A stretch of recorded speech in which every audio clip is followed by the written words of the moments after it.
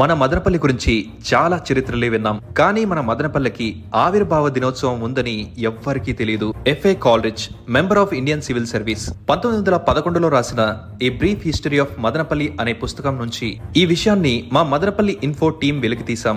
ఇప్పుడున్న ఈ మదనపల్లి పట్టణం శాలివాహన శకం 1539 నాటిది, అంటే క్రీస్తు శకం 1618 నాటిది. ఎఫ్ఏ కాల్రిడ్జ్ వారు మదనపల్లిలోని ఒక పాత ఇంట్లోని ప్రచురణలో ఈ మదనపల్లి పట్టణం గురించి ఈ విధంగా ఉండడం గమనించారట. శ్రీమాన్ యాలగిరి నాగప్ప నాయని గారు మరియు వారి తండ్రి యాలగిరి అహోబిల నాయని గారు ఈ ప్రాంతాన్ని పరిపాలించేవారట. ఆ సమయంలో గోవులు మరియు ప్రజల ఆరోగ్యాలు కుదుటిగా ఉండేవి కాదట. అహోబిల నాయని గారు ఇది గమనించి ఈ పట్టణాన్ని, ప్రజలని ఆరోగ్యవంతమైన ప్రదేశానికి మార్చాలి అనుకున్నారు.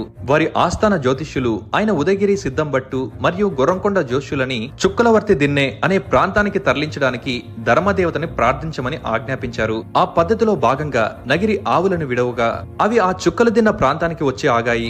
అప్పుడు రాజైన అహోబిలం నాయని గారు ఈ మదనపల్లి పట్టణాన్ని స్థాపించడానికి జ్యోతిషులని ఒక మంచి ముహూర్తం పెట్టమని కోరగా ఇక వారు ఒక ముహూర్తాన్ని అయితే ఖరారు చేశారు. పింగళినామ సంవత్సరం వైశాఖ మాస శుద్ధ దశమి ఉత్తరా నక్షత్రం 5:30 గడియ చంద్ర ముహూర్తం శాలివాహన శకం 1539 ముహూర్తాన్ని ఖరారు చేశారు. అంటే ఉగాది నుండి సరిగ్గా 40 రోజుల తర్వాతని అర్థం. దీన్ని బట్టి మే 19న మన మదనపల్లి పుట్టినరోజు. మన మదనపల్లికి 406వ పుట్టినరోజు శుభాకాంక్షలు.